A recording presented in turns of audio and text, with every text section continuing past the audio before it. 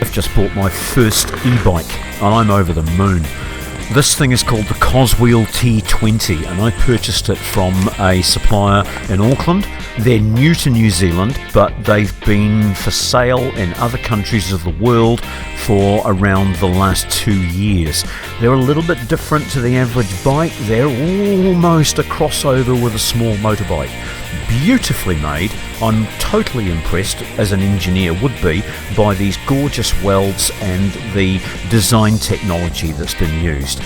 It uses well-known components from other bicycle manufacturers, so should anything break, it's easy to fix. It's very strongly built, nicely finished, very high level of finish. It's got little added features that you wouldn't expect. I found that it's got this amazing tail light indicator combination with brake lights, for goodness sake. It's got a high and low beam on the headlight that is a real automotive style. It's not like shining a torch in front of you. This thing is like a real car headlight. The big balloon tyres give a beautiful ride on rough ground, but the suspension itself does a fine job. It's lightweight and small. It's the kind of thing that the average person could pick up and put over a fence or a gate if they had to. I'm really impressed with the quality of all the components. The switchgear is as good as on any Japanese motorcycle. The quality of the lenses is good. The suspension is genuine hydraulically dampened front springs, and the same in the rear shock. I've been riding dirt bikes for years. I know a bit about dirt bike suspension, and this is surprisingly good for the price.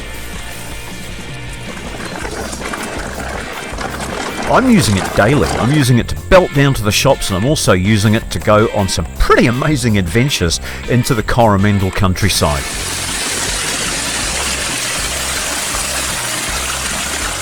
It's compatible with all of the extras that you'd expect, like a front or a rear carrier. You can put panniers over the crossbar.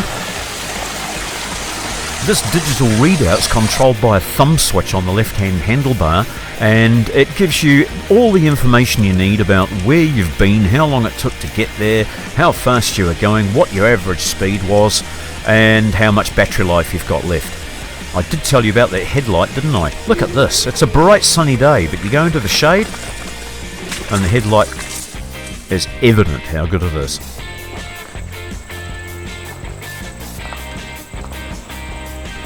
The pedals are quality die-cast aluminium. Not much plastic on this bike. I'm really impressed.